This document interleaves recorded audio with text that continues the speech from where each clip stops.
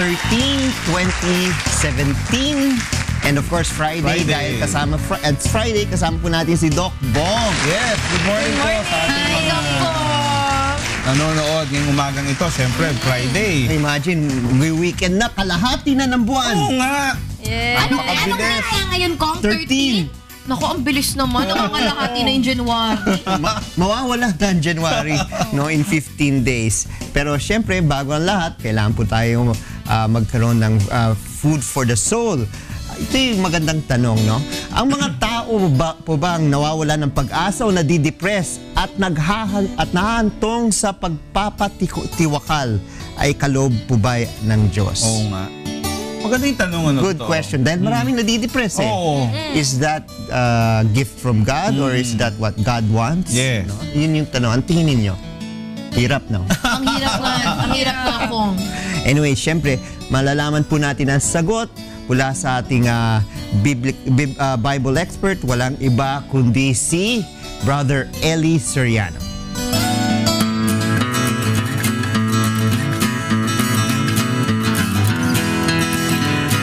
Yung mga taong nawawalan ng pag-asa sa buhay, yun yung mga taong walang pananampalataya sa Diyos.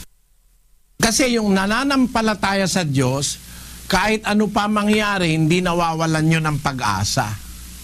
Ang pag-asang nasa kanila ay hanggang sa katapusan. Hebreo 3:6. Datapwat si Kristo, gaya ng anak, ay puno sa bahay niya, na ang bahay niya ay tayo, kung ating ingatang matibay ang ating pagkakatiwala at pagmamapuri sa pag-asa natin hanggang sa katapusan. Pagka meron kang kasamang Kristo, ang pag-asa mo hanggang sa katapusan. Si Kristo tayo ang kanyang bahay. Pagka nananahan sa'yo si Kristo, yung pag-asa hindi mawawala yon. So yung mga taong nawawalan ng pag-asa, walang Kristo sa buhay yon. Pagka kasi mayroong Kristong nakatahan sa'yo, nananahan sa kalooban mo yung Kristo, yung Espiritu ni Kristo, hindi ka mawawalan ng pag-asa. Si Kristo kasi ay pag-asa. At yung pag-asa na yon, mananatili hanggang bumalik na si Kristo. 2:13 ng Tito. Nahintayin yaong mapalad na pag-asa at ang pagpapakita ng kaluwalhatian ng ating dakilang Diyos at tagapagligtas na si Jesucristo. Kung mapalad na pag-asa na yon, dapat manatili sa atin yon hanggang magpakitang muli ang Panginoong Jesucristo. Sabi ni Pablo, hintayin yaong mapalad na pag-asa, that blessed hope, and the glorious appearing of the great God and our Savior, Jesus Christ. Kaya yung may Kristo sa buhay, hindi nawawalan yun ng pag-asa. Nagpapatuloy yun sa paggawa ng kabutihan. Unang Juan 3. Ganito ating mababasa. At sino mang mayroon ng pag-asang ito sa kanya ay naglilinis sa kanyang sarili, gaya naman niyang malinis. Ngayon, sino man na mayroon ng pag-asang ito sa kanya ay naglilinis sa kanyang sarili, gaya naman ni Kristo na malinis. Kaya hindi ka magpapakamatay. Yung nagpapakamatay, isang senyas yun o isang palatandaan yun na walang Kristo sa buhay yung nagpapakamatay. Wala silang nakikilalang Diyos. Kasi kung nakikilala mo si Kristo at nakikilala mo ang Ama, hindi ka magpapakamatay, kapatid.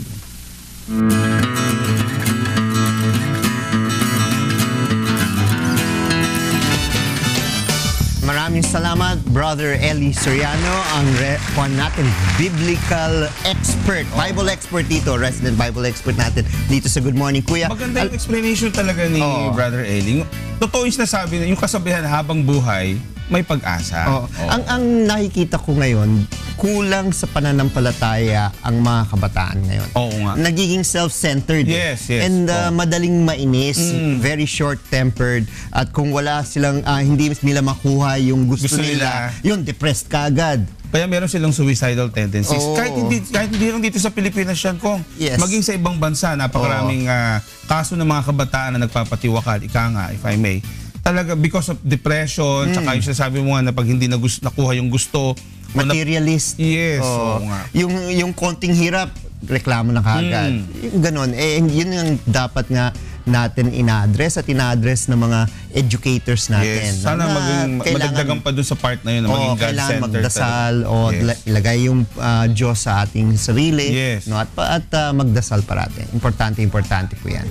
Alam ho ninyo, meron nawawala dito sa aming set. Oo nga, nasaan na ba yun? Oo, kailangan natin hanapin. Yes. Nasaan si Monica? Monica! Yes, Kong! Good morning! Good morning din po sa ating mga kasambahay. Well, medyo nalihis lang ako ng konti. Malapit-lapit naman to sa studio natin. Mga ilang tumbling lang. Dahil nandito po tayo ngayong umaga sa Excel Driving School sa San Juan City. Kong mukhang magda-driving 101 tayo ngayong umaga. And feeling ko kasi, yung mga boss natin dyan, alam nila na matamad ako mag-drive. Hindi ako mahilig mag-drive. Kaya ako yung nilagay nila dito para daw ma-refresh yung aking driving skills, diba? Yung mga kailangang matandaan para maging magaling na driver. Kaya po sa mga kasambahay natin dyan, na katulad ko, tamad mag-drive, di mahilig mag-drive, o gusto lang matutong mag-drive, tamang-tama dahil kasama natin ngayon si Sir Mar Yakat. Siya po ang owner ng Excel Driving School. Good morning po, sir. Ayan. Handa na po kayo sa gagawin natin mamaya? Yes, ma'am. Ready na? Ready na po. Maging mabait po kayo sa akin, ha? Lagi po ako mabait.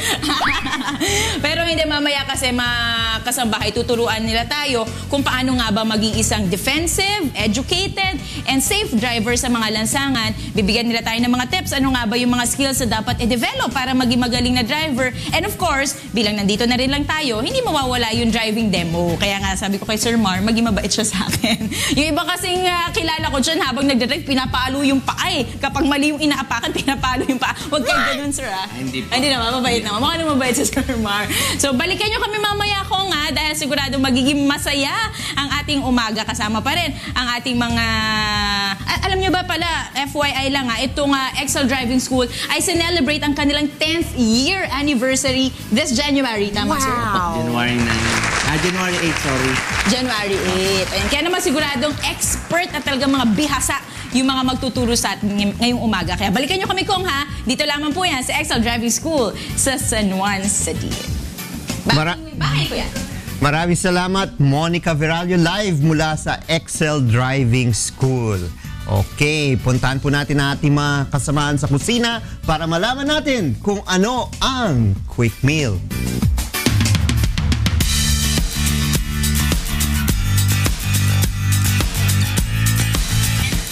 Ay, hello? Good morning! Gusto ko kayain yung sinabi ni Kong, di ba? Alamin natin ang ating... Okay. One, two, 3, go. Alamin natin ang ating quick meal. Bakit sa inyo lang umi-effect yung pa-sexy? May balikat ka ba? Yan. Quick meal. Uy, masarap yung quick meal Ano ba yan? Ano ba? Nako, dahil ito favorite ko to, gagawa tayo today ng pasta burger. Wow. Yummy. Ayos yun, Oo, may pasta ka May na, pasta na, may burger ka pa. Oo, taliya, ano ba yung mga kailangan na ingredients natin dito Palagay sa ko ating may pasta noodles. burger? Oo, of course, meron tayong pasta noodles, Angel, at meron tayong ground pork. Of course, meron tayong pepper, salt, garlic, onion, egg, cheese, cooking oil, at mayonnaise, and ketchup. Yun. So, syempre, I'm so excited. Paano ba ginagawa itong pasta burger? Oo, si pasta burger. Pasta burger. Okay, ito mga kasangbahay ang ating process sa paggawa ng ating quick meal for today. Let's go! Okay, number 1, ayan ang ating ground pork at ilagay dyan ang ating salt and pepper para mas malasa. Tapos, Angela. Halo-halo. Ilagay ang ating onion para mas malasa pa. Mas malasa pa sa sinabi mo, Kikay. And of course, isama na rin natin ang egg and cheese. Yes, and Dalia, what are we gonna do next? Ayan, ilagay natin ang ating cooking oil, painitin, at ilagay natin ang burger, yung ground pork, of course, at ilagay rin natin yung ating pasta. I-shape natin yung kanyang... Oo, into a burger. Oo. So, ayun pala. Layer lang natin, di ba? Tapos burger na siya. Ayan na. Pasta burger. So, instead of bread, pasta yung ginawa natin na pang sandwich dun sa burger. Oo, para maiba naman, para hindi magsawa yung ating mga kasambay sa pangkaraniwang burger. Ang talino. Oo, mataba ang utak ng kusinera natin ngayon. January na to kasi bagong buhay. Maraming alam. Oo. Ito So, na, tingnan natin kung masarap tayo. yan. Tikman na Alamin mo, natin. Paano ba yan? Interesting, Dalawa lang. Tapos Someone's may gotta sauce pa. sacrifice. Sige, go. Kayo na muna. Sige. Go. Habang tinitikman nyo yan. Paano ba ito kainin? Tayo ay babati Dapat muna ng ba happy kakan? birthday kay RJ Reyes na birthday kahapon. Uy, happy birthday sa ating... Paano ba to? Sino ba yan? Ano ba? Pwede bang kainin ng dekamay? Sige. Sige. O, ito mga kasambahay, habang kakain muna kami ni Talia dito ng ating quick meal for today. Ngayon naman po, alamin natin kung magkano na nga ba ang ating mga pangunahing bilihin, ang kanilang presyo dito sa ating Palengke Price Watch.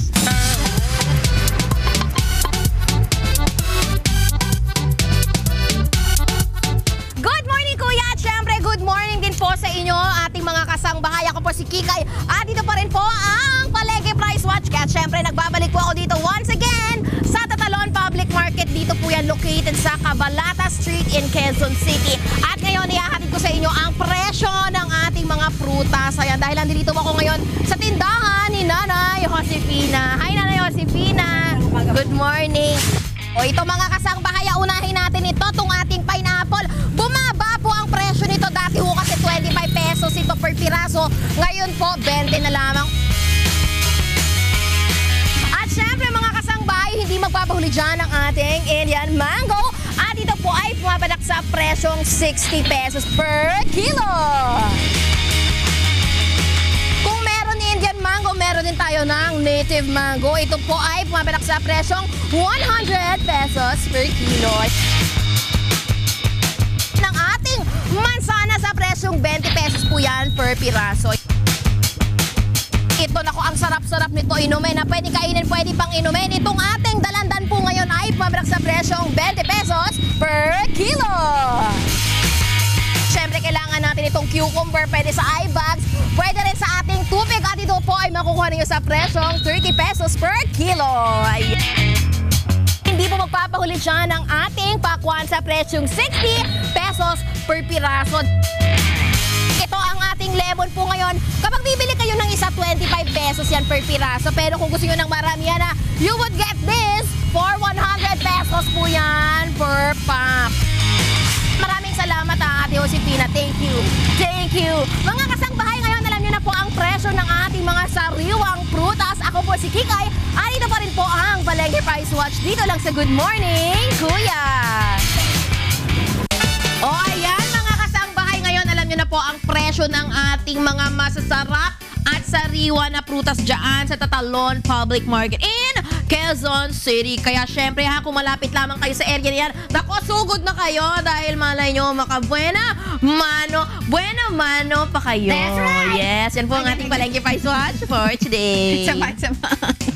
O yung Mothers Club mo, baka meron silang mga katanungan patungkol sa inyong kalusugan o legal concern, mag-text or tumawag lang po sa mga sumusunod na numero, 442-6256 or 442-6257. Kung kayo Globe subscriber, 0995-582-3762. Kung kayo Sun subscriber, 0932-947-5386.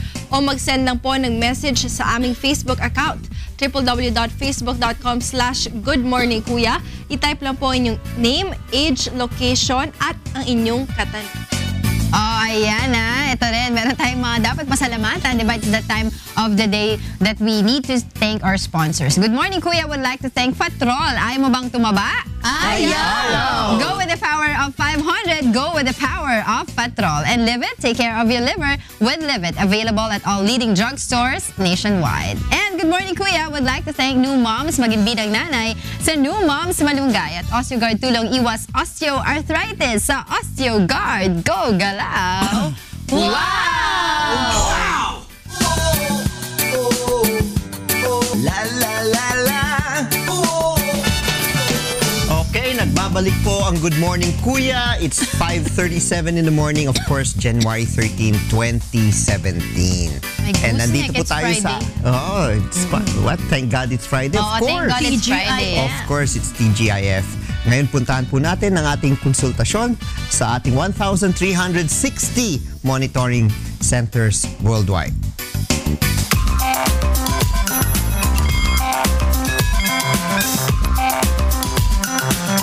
Tama ka dyan, Kong. I-consulta muna tayo. At merong ipinadala sa atin si Romelo Honasan ng Laguna. Para po mas maging healthy, nagsimula po akong mag-exercise sa pamamagitan ng pag-jogging kamakailan. Pero kapag tumatakbo po ako, madalas po akong nakakaramdam ng matinding sakit sa dibdib. Normal po ba ito? Dapat ko na po bang ihinto ang pagtakbo at magpatingin sa doktor? Yan ang sasagutin ni Doc Bong. Doc Bong, yes. Well, go ahead. Chest pain na yun eh. So definitely hindi natin po pwedeng pagwalang bahala, no? Kasi kaya tayo nagja-jogging, gusto natin mag-improve yung health natin, cardio-wise, no? Yes. Kaya lang yung jogging, isang part yan ng strenuous exercise. So dapat talaga may clearance tayong tinatawag na manggagaling sa ating mga doktor, lalo na kung sa initially alanganin tayo na baka mamaya hypertensive pala yung high blood ka pala o kaya talaga may sakit ka sa puso na nagsisimula. Yun lang mapatunayan mo na lahi ninyo na may problema kayo sa puso o cardiac problem, dapat magpatingin bago mag-jogging. Kasi lalo na kung gaano kahaba yung i-jog mo, dapat i-double check ng mga doctors natin yan. Kasi kung masyadong mahaba yung tatakbuhin tapos hindi kaya nung tatakbo, baka madisgrasya, no? Meron nga tayong tinatawag na sudden death. Bigla-bigla na lang tutumba tapos mawawala na ng malay, etc.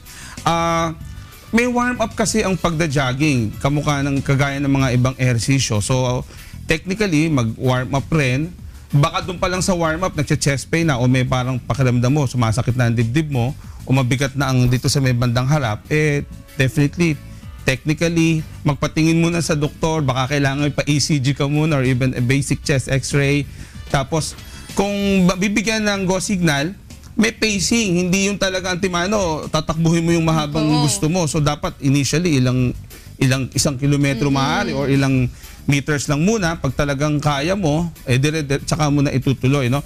Nga pala, wag yung iinom din ng mga energy drinks during and after. Kasi yung exercise may talagang karampatang pagpapahinga ng katawan yan pagkatapos mong i-perform yung certain task, no? Pag uminom ka ng mga ganong energy drink, ang tendency maprolong yung body mo dun sa gusto mo pang gawin, ano? Dapat yun yung oras na dapat nagpapahinga ka na o may break ka na. Masisira yun. So, ang tendency magkaroon ng problema dun sa katawan mo, especially sa heart or even sa lungs, hindi siya advisable. So, technically, kung ano lang yung kaya natin muna, dun muna tayo and then tsaka natin i-stretch as we go along. Akong katanungan regarding jogging. Kapag yung isang individual meron siyang asthma, do you recommend na mag-jogging pa siya or mag-ibang other form of exercise na lang? Kasi meron akong kakilala, short distance pala yung nadya-jogging niya, hinihingal na siya, pero sabi niya, ipupush niya daw yun para mas strengthen yung lungs niya. Totoo ba yun? Yung strengthening ng lungs? Swimming. Very important na talaga meron kang cardio clearance o cardiopulmonary clearance, ano? Kasi hindi naman talaga bawal yung jogging sa may mga asthma, especially in the very early morning. Napakasarap ng hangin, ika nga, ano?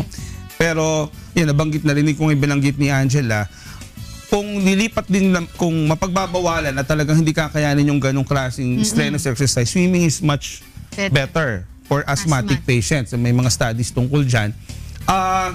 Kung talagang hindi ka kaya at talagang medyo kinakapos ka, hindi mo rin naman makukuha yung goal mo, better not continue with the jogging.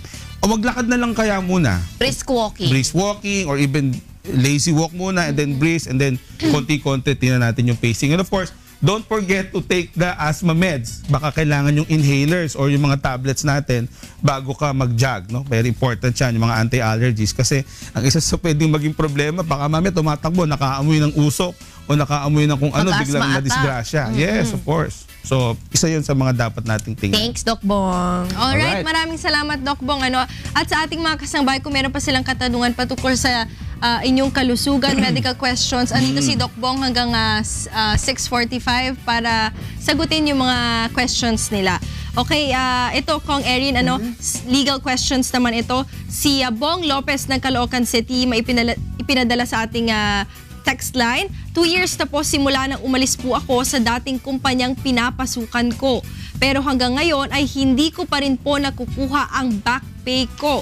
Ano po ba ang nararapat kong o marapat kong gawin? Sana po ay masagot ang tanong ko. Well, of course, ang kailangan gawin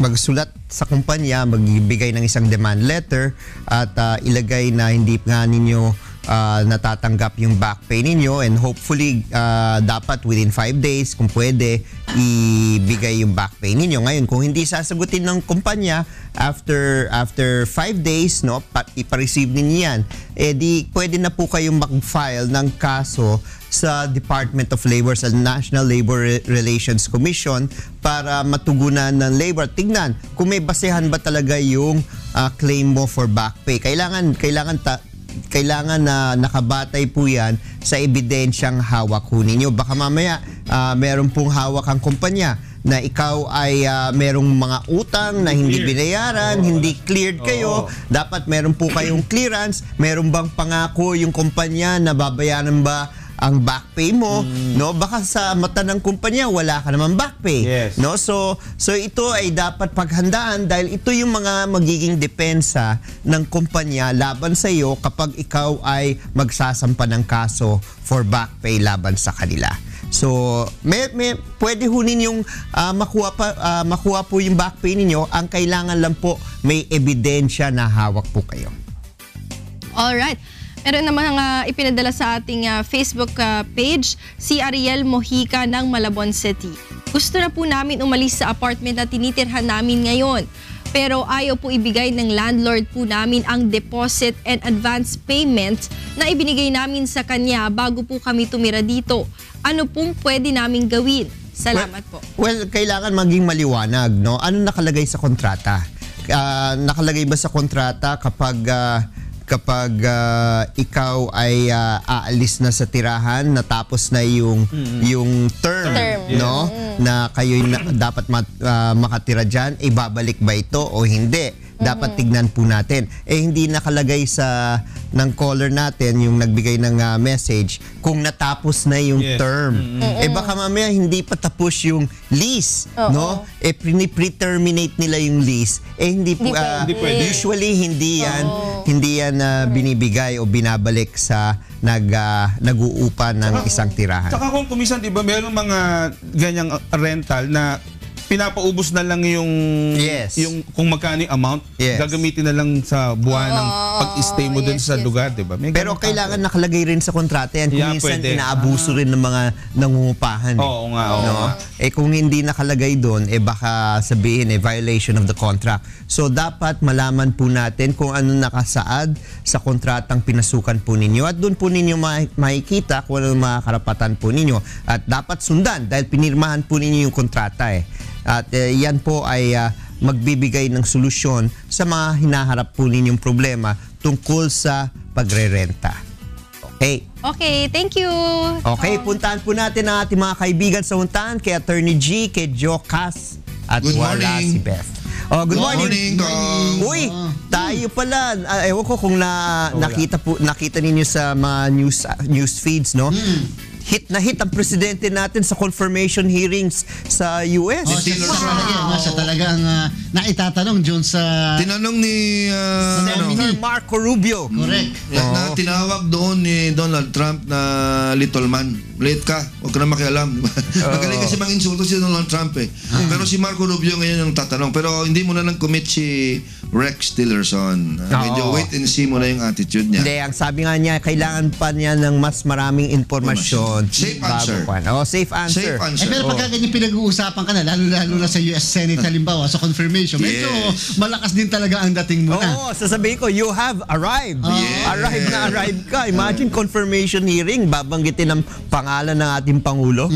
Tsaka kita mo naman, Kong, talaga namang napaka-short period of time na andito na kagad ang Prime Minister ng Japan. Magbibigay ang China, kunyari, ng 5 billion, tatapatan ng Japan. O, magbigay ulit ang China, tatapatan ng Japan. Di ba? At least, maraming pumapasok sa atin, Kong. Ang gusto ko itanong kong napaka-importanting tanong. Ano kaya ihahanda ng Pangulo sa agahan mamaya? Ako nga, no? Ano kaya? Pero ako, approve ako sa ginawa ni Pangulo. Hindi siya nag-renovate ng kanyang bahay. Tama. Ganong para makita rin ni Shinzo Abe na simple lang si Mayor. Simple lang. Baka sabihin pa ni Prime Minister Shinzo Abe, President, pakita nga ng ng Colombo mo, anong kulay, di ba? Tapos sisilbihan siya ng maruya, di ba? Tsokolate ae, di ba? Yung interesting dito lang, bago tayo magbalita, Attorney G, yung survey na lumabas na distrusted pa rin ang China at Russia ng ating Ang number 1 pa rin is the United States. And then 75%. Japan. In fact, ang kasama sa mga distrusted, als pareho, pati UK distrusted, di ba? The British. Di ba? Great Britain, UK, China, Russia, mababa. Ibig sabihin, talagang kinakailangan din maging maayos din yung paglalaro ng ating Pangulo sa world affairs na ganito, lalo-lalo na yung relasyon sa US. Hindi pa rin natin maitatanggi ng Amerika pa rin ang pinakamakapangyarihan sa buong mundo. Kaya nga ako, sigurado ako si Kong Erin ready din yan. Kung Amerika pa rin ang magbawagi, Erin Trump na yan, ang pangalan niya. Kung basta kami, wag mong kalilimutan, pag kayo nagpunta na sa Rome next week, alam mo naman, Kong, medyo tinatandaan namin yan. Oo, tinitingnan nga kung talaga magkakasundo dahil may mga balita kung talagang pipirma raw ng ceasefire. Ewan ko dito'y sinabi ng ating guest nung isang araw ni Kuya, baka lumipad raw si Pangulo dun Pupunta siya mismo. Pag pumunta ng ceasefire agreement, pag may ceasefire. yung parang ika nga more or less, official na talaga na may ceasefire. Ikamay muna lang kami sa Pangulo pagka siya'y nagpunta doon, Kong, ha? Oo, sige. Sige, Kong, maraming salamat. La la la la. Nagbabalik po ang Good Morning Kuya. It is 6:26 in the morning, January 13, 2017. And of course, kailangan rin na magkaroon ng laman ng ating mga utak at malaman po natin ang word for the day.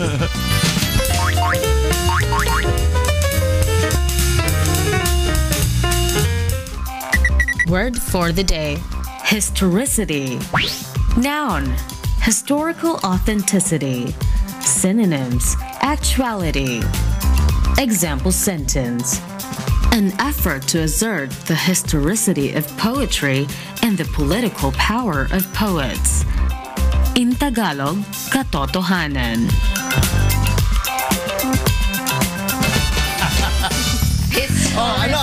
Angela. Time to shine. Segment mo yan. Time to shine. Akin na naman ito. Makakaturo to si Kong. Lugi ako dito the historicity of Intramuros may be found in the National Archives. Galing. Sige. And there was silence. Sige. And there was silence. Angela. Sige. There is no doubt, there is no reason to doubt the historicity of the Bible. Ay, galing. Pwede. Pinagandaan ko yun Dok po, may panlabang ka ba doon? Ihuli nyo nga ako, wala akong maisip. Gusto ko yung mga ihuli yung katotohanan. Katotohanan. Diba? Historicity. UNTV, we practice historicity in delivering the news, diba? Yes. Go Kong and Angela. Kaya nyo yan. Saan ba si Tals? Ay, wait lang. Let me see. Anyway, puntahan po natin ang iba ang Pinoy.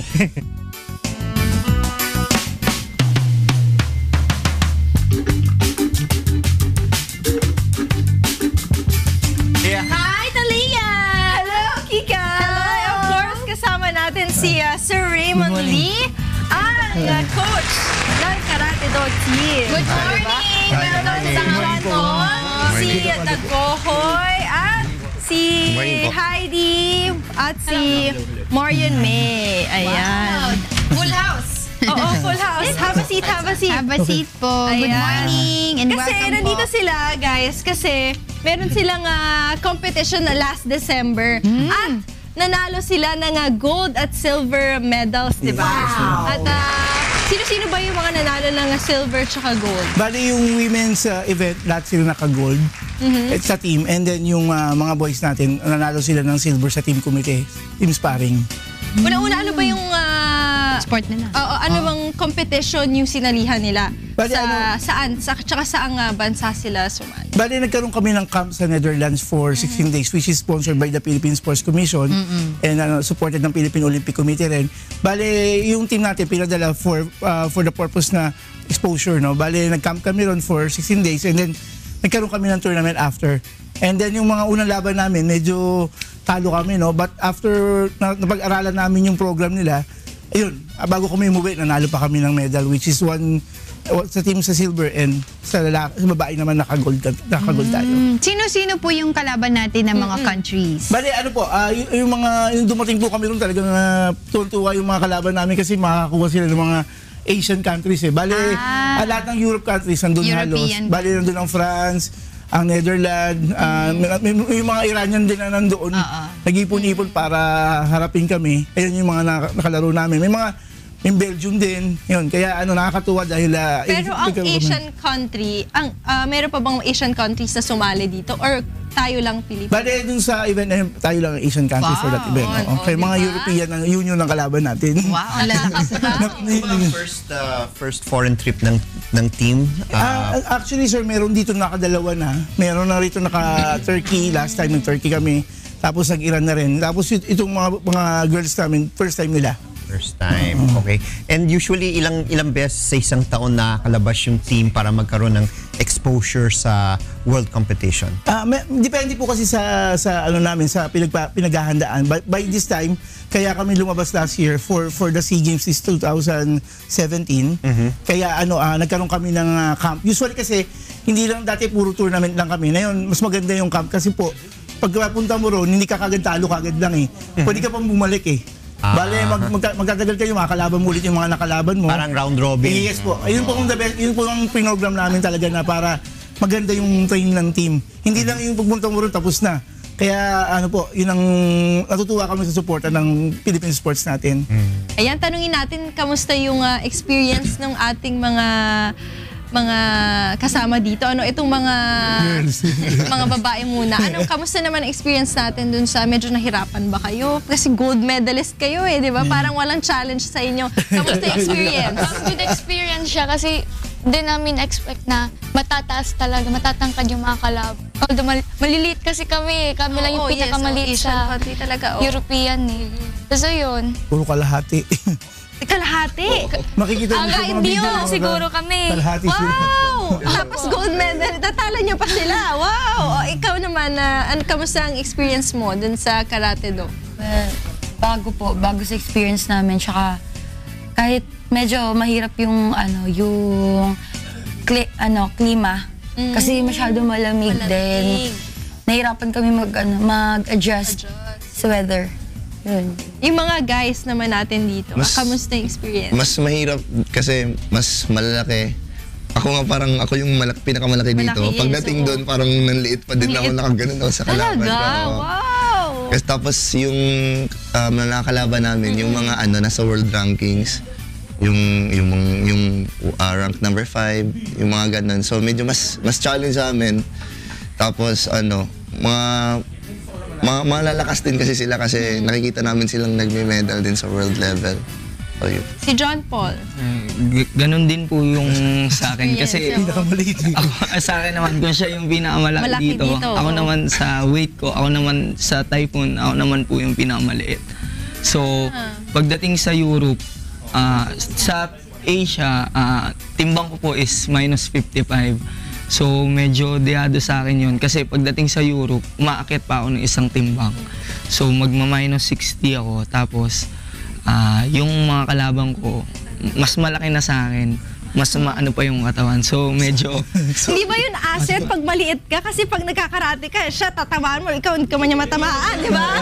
Di ba asset yun? Kasi maliit, di ba? Yung tatamaan mo yan. Oo, maliit ka, tapos ang bilis mo, di maliit ba? ako, mabilis po ako. Pero pag matamaan ako, yun lang po. Pag ginamang doon, kagad Pero mabilis kang milag, di ba? Ano ang difference ng karate sa karate. Karate or taekwondo or... Actually, kasi yung karate natin, this is a sports karate ang ginagamit natin. To represent natin yung country natin as a regular sports, you have to use the sports karate. Ang taekwondo naman, they are more on kicking. So, but sumusuntok din naman sila. But kami sa karate, may ibang techniques na ginagamit. Opo, tsaka sa amin, bawal ang knockout. Bawal ang knockout? Pag ni-knockout ka po, talo yung kalaban mo. Offense na po yun? Yes, kaya ang mahirap lang po rito sa laro na to, yung control. Kasi yun ang wini-workout nyo yung control eh. Ibig sabihin ko, sinusuntok mo pero kinokontrol mo. Kaya usually po ang problema namin, balikat. Nandun yung discipline pala, no? Oo. Meron ding suot na parang gloves. Yes. Actually, yung gloves po is not to protect yung hand. Protect yung opponent. Ganun po purpose nun. Kasi iba, para hindi yung impact. Opo. Kaya po yung mukha nila, inalagaan talaga. Kaya ayun. So paano kinuscore yan in terms of points? Dahil kung sinasabi mo na bawal ang knockout, no? Kung ni-knockout mo, talo ka. So how do you score? Bale ano po, this is a point system na sistema. Bale, pag sinuntok mo, you have to control yung isi-simulate mo lang na powerful yung yung suntok mo, but kailangan proper. Proper ang balik mo, proper ang Kaya napakahirap po pag-aralan. Totoo lang, mahirap po pag-aralan. But once you master, magbibigay ka talaga ng karangalan pag nakuha niyo po. Opo. Ilan ang miyembro ng team na lumipad papuntang Netherlands? Bale po yung team na dinala po namin for exposure, that's po kami, 10 kami lahat. Bale, 8 atleta. Tapos isang coach namin, si Sensei Ali, yung foreign coach natin. Tsaka ako po. So out of the 8, lahat nakamedalya? Opo. Bale kasi nag-team event po yung mga lalaki, tsaka walang individual events? Opo. Nung dumating nga po kami, nagulat kami kasi nilagay sa ads nung counterpart namin na coach. Para kami naging dun eh. Pinuntahan talaga kami lagi. Nakita namin every seminar nandoon. Every tournament, talagang inaabangan kami, gusto. Kaya mga world champions dumating. Iba-iba attitude nila. Ayun, I'm sure curious ang ating mga kasangbahay, yung ating viewers, kung saan po ba mahahanap, may mga school ba kayo? Paano ba makakasama doon sa Philippine team? Paano po ang proseso nun? Actually po, ang karate po, yung grupo namin is nationwide po yan. Basta lang po, ang pag maghanap kayo sa website, makikita nyo ba sa Olympic Committee na sports, para po at least yung pinaghirapan mo sports, may pupuntahan ka. Kasi pag pupunta ka lang sa training center na hindi accredited, sayang po. But hindi naman po namin sinasabing mali yun. But ang sinasabi lang namin, if you want to represent our country at may talent ka, you go to the best centers, which is makikita mo naman online. Opo. Yun lang po ang aming advice para maiwasan po yung aksidente, maiwasan yung mapuntahan yung proper para sa Kaya, totoo lang po, kailangan namin ng maraming atleta pa to represent our country because for the first time yung Karate 2020 Olympics po first time po to. Kaya po, napakagandang bagay na matulungan kami. Ayun. Good luck sa inyong competition this August at sa SEA Games. Tama ba? Yes, SEA Games po. Thank you Sir Raymond. Thank you kay John Paul, kay Engine Dagohoy, ating mga gold medalist na si Marion at si Heidi. Thank you! Yan, okay, good maraming job. salamat. Puntaan po natin ang ating isang kasamahay po natin, si Monica, nasa live mula sa Excel Driving School. Monica? Yes, Kong. Good morning again. And good morning sa ating mga kasama dyan sa bahay. And of course, sa ating mga kasambahay, we're back nga dito sa Excel Driving School sa San Juan City. And of course, kasama pa rin natin si Sir Mar Yakat, ang may-ari ng Excel Driving School. So, tulad nga ng sinabi namin sa inyo kanina, tuturuan tayo ni Sir Mar ng mga basics ng pagdadrive para maging ikaw ay defensive, educated, and safe driver. Pero syempre, bago ang pagtuturo, kailangan malaman natin sino nga ba yung mga dapat na mag-enroll? Sino ba yung mga candidates pwedeng mag-enroll sa isang driving school, sir? Ang pinakabata kasi ngayon na pwedeng mag-enroll ng driving edad 17. So, dati po kasi yung 16 ini-issuehan na ng student permit, ngayon binago. kailangan 17 na para ma-issue ng student permit. So, yun ang pinakabatang pwede mag-aral ng driving. So, pwedeng mag-enroll ng driving sa amin hanggat walang student permit, hindi pwedeng turuan mag-drive. Pero pwede nyo naman po bigyan ng assistance kung sakaling wala pa sila ng student permit. Opo. Tumutulong po kami na makakuha ng student permit basta ma-provide lang yung mga kailangan na document ng LTO. Example, yung NSO na birth certificate, kailangan dala-dala yung original sa yung Xerox. Okay. Sir, I understand, no, tama, may dalawang parts yan, yung lecture and yung actual driving. Siyempre, nauuna yung lecture. Normally, how many hours po yung lecture? Bali, dalawa po kasi yung kategory ng lecture. Yung una, yung tinatawag namin na orientation, na pre-actual orientation, 30 minutes. And then yung 4 hours lecture, tungkol po yan sa defensive driving, minor troubleshooting, saka yung mga traffic sign. So, yun po ang tinuturo. 4 hours straight every Saturday. Yun. And syempre, after the lecture, doon na pupunta yung actual driving. At kanina nga, mga kasambahay at mga kasama dyan sa bahay, kami ni Sir Mar, pumunta dyan sa labas sa San Juan at tinuruan niya ako ulit ng Driving 101. So, gusto nyo ba malaman kung kumusta ang performance ko? Ito, panoorin ninyo. Nandito tayo sa loob mismo nung sasakyan, at tulad nga na sinabi ko sa inyo, syempre hindi natin palalagpasan ang pagkakataon para tayo magkaroon ng driving demo. Kasama pa rin si Sir Mar. So medyo kinakabahan ako kasi syempre, teacher, yung aking kasama, instructor. So tuturuan niya tayo syempre ng basics, paano ba yung tama. Kasi minsan tayo, sa sobrang sanay natin sa pagdadrive, hindi natin nalalaman, may mga mali pala tayong ginagawa. So isa yan sa mga titingnan natin, pati na rin yung mga tips paano nga ba maging safe, educated, and defensive driver. So tara, samahan niyo ako. Let's do this!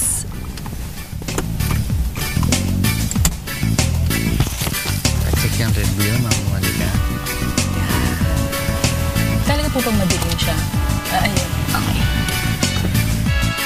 Actually, hindi ko po nakikita dahil yung camera yung nakikita ko. Pero okay lang.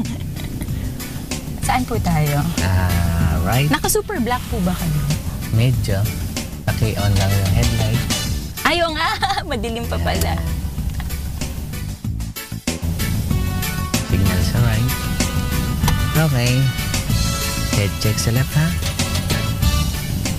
Mukhang magaling mag-drive to si Ma'am Monica. Hindi po. Ay, sorry. Nasa hawak pa lang ng steering wheel, makikita mo na Promise po, nape-pressure po ako sa inyo. Kasi teacher kasama ko, syempre titingnan ako ng...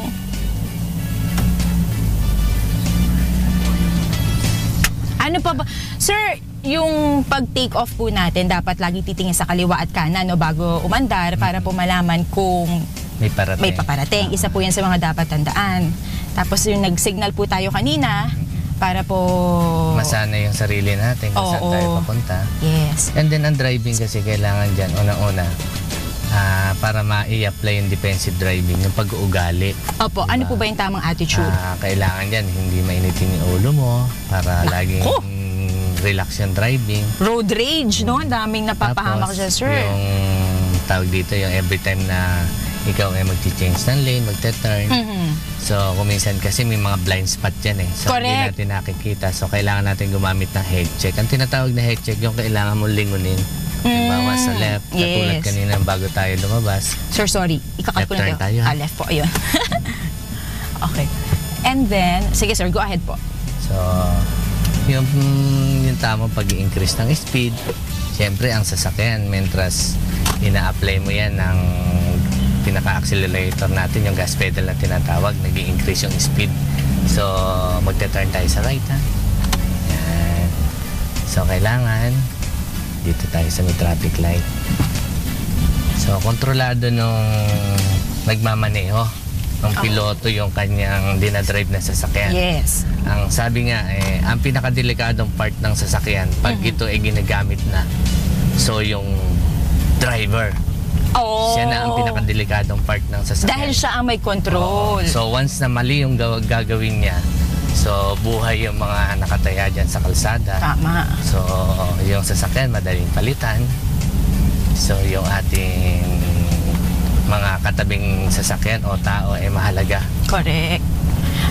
Actually, sir, ang sabi sa akin dati nung nung nagsisimula ako mag-drive, ang sabi nila, kailangan daw, once na nagda-drive ka, parang parte na siya ng katawan mo. Kasi diba ikaw, alam mo kapag kung wari sisingit ka sa isang lugar, alam mo kung mababangga ka, alam mo kung hanggang saan ka lang dapat ganun daw ang pagtansya mo sa sasakyan mo. Parang parte na daw siya ng katawan mo. Tama ba, sir? Yes, ma'am. Okay. Ang kaibahan kasi na nag-aaral sa hindi, proper kasi pag nag-aaral eh. So, every time na nandiyan ka sa kalsada na tinuturuan ka, so tumatanim sa isip niya kung ano dapat talaga yung gawin na tama. Example, hindi pwede yung mag-change ka ng lane. So, may signal light yan. Kailangan mong i-apply yung signal light kung saan ka papunta para doon sa nasa likod na alam niya na ikaw mag-change ng lane. So, kuminsan, ang palatandaan kasi kuminsan, pag maraming sasakyan, ang palatandaan mo na nagbibigay yung nandiyan sa gilid sa kanan ko sa right ka nag-change ng lane, bumabagal siya. So, hindi naman kailangan na nandun ka kagad sa right lane o kaya sa left lane. Yun yung proper. Kasi kuminsan pag hindi nag-aral, so bigla na lang niyang kinakabig yung kanyang steering. So, tapos yung iba pa kuminsan, pag huminto yung nasa harap, lagi ang tendency iwasan. So, kaya nagkakaroon ng aksidente. So, ano bang dapat pag gano'n? So, pag huminto yung nasa harap mo, stop ka muna and then check mo kung saan mo pwedeng i-change yung lane mo na hindi tatamaan yung sasakyan. Kaya nagkakaroon ng aksidente. Straight, huminto yung nasa harap, bigla mag-change ng lane sa left, hindi tinignan yung side mirror. Oh. Alam mo, ang dami pa natin pwedeng pag-usapan, Sir Marno, pero mamaya babalikan natin o babalikan nila tayo para bigyan pa tayo ng mga tips kung paano nga ba maging isang mahusay at magaling na driver, lalong-lalo na dito sa Metro Manila. So, tamang-tama, malapit na mag-go signal, mamaya balikan nyo kami dahil siguradong marami pa kayong matututunan sa pagbabalik po natin dito sa pagtuturo sa akin ni Sir Mar sa aking Driving 101.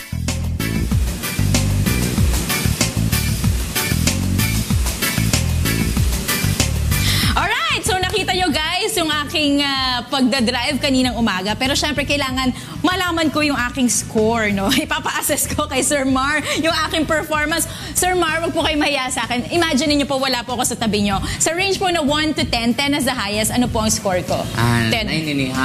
Pwede. Bakit 9.5? Ano yung kulang, sir? Ayaw pa ng 9.5. Yung naturang inihap, yung hindi na-on kaagad yung ilaw kanina kasi medyo madilim, yun lang. So medyo tayo siguro sobrang excited, medyo nakalimutan ng konting i-on yung light, yun lang naman. Pero yung driving, pwede ka nang matulog, very defensive, smooth na smooth. Napakagaling po ni Ma'am Monica. Oh, wow! Itago niyo tong tape na to, itong video na to. Magaling daw ako mag-drive. Hindi, actually, sir, magaling po kayong magturo. Kasi yung ibang mga teachers na nakaka-pressure, pero si Sir Mar very friendly and hindi ka, kumbaga, mai-intimidate na magtanong at talagang matuto sa iyong pagdadrive. Kaya sa mga gusto pong mag-aral ng driving, sa ating po mga kasambahay, saan po ba kayo mahanap, sir? Ano po ang inyong mga contact details? Meron po kaming contact number 744-9704 San Juan Branch. Ang cellphone number naman po 0922-844-1245. FB Excel Driving School, www.exceldrivingph.com. Alright, so sir, abangan nyo po dahil siguradong maya-maya lang marami natatawag sa inyo, marami nag-message sa inyo at siguradong magpapaturo na rin po kung paano mag-drive at maging isang magaling na driver. Maraming po salamat po Sir Mar at sa mga kasama po natin dito sa Excel Driving School. At mula po muna dito, balik tayo dyan sa bahay ni Kuya. Maraming salamat Monica, live mula sa ating Excel Driving School. Ba? Magaling ka na raw mag-drive, ba? Oh. Sip-sip na sip-sip. Ano, gutom na ba tayo? What's for breakfast?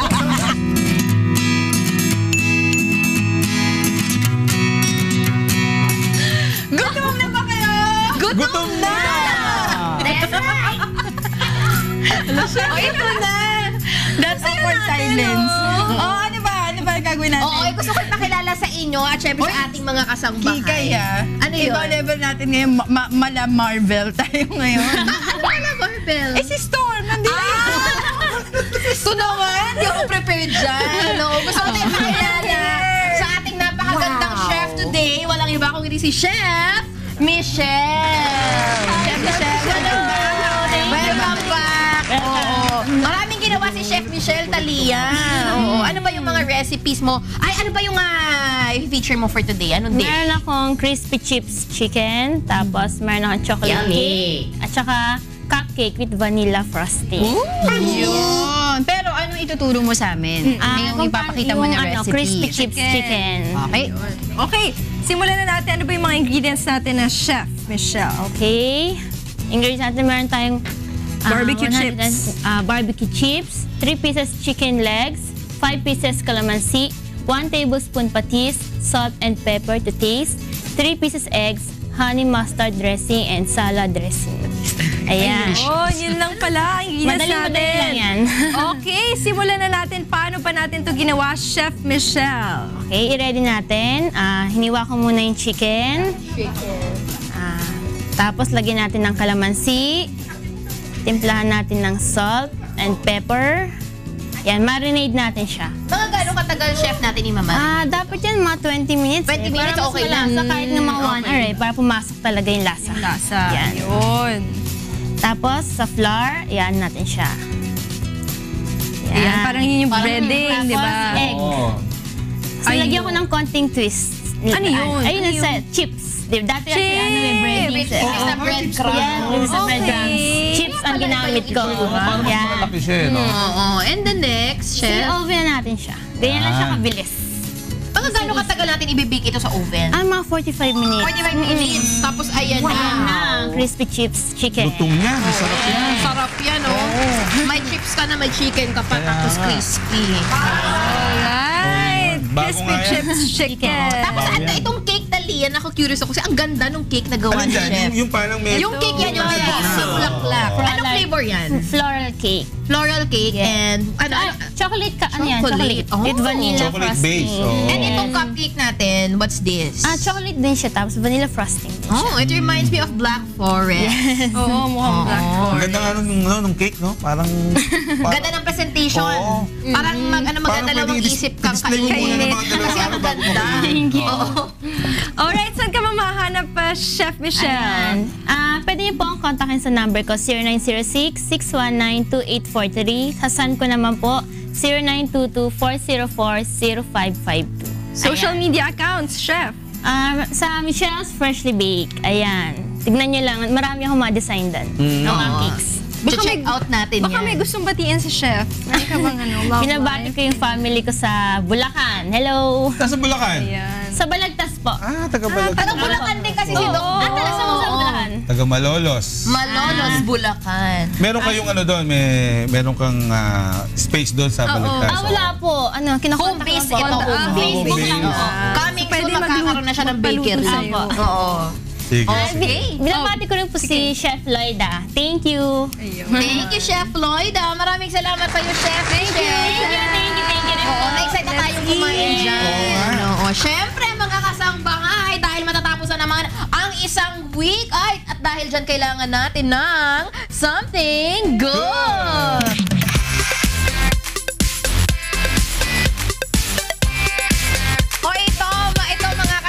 Dito, happy birthday. Pero magiging happy kayo sa aking ibabahagi ngayon. Ito kasi ang kwento ng isang mapagmalasakit nating kababayan na aking kaibigan, na nagbigay ng tulong sa ilang mga nangangailangan. Ito nga, ayon sa Facebook post ng aking kaibigan na si Patricia de Guzman. Nais niyang magbigay saya sa mga taong nangangailangan. Kaya naisipan niyang mag-organize ng isang maliit na outreach program sa tulong ng kanyang tiyuhin at pati na rin ng kanyang mga kaibigan. At sa kaunting halaga lamang ay naisakatuparan nila ito at nakapaghatid ng kaunting tulong at kasiyahan sa halos 300 nating mga kababayan.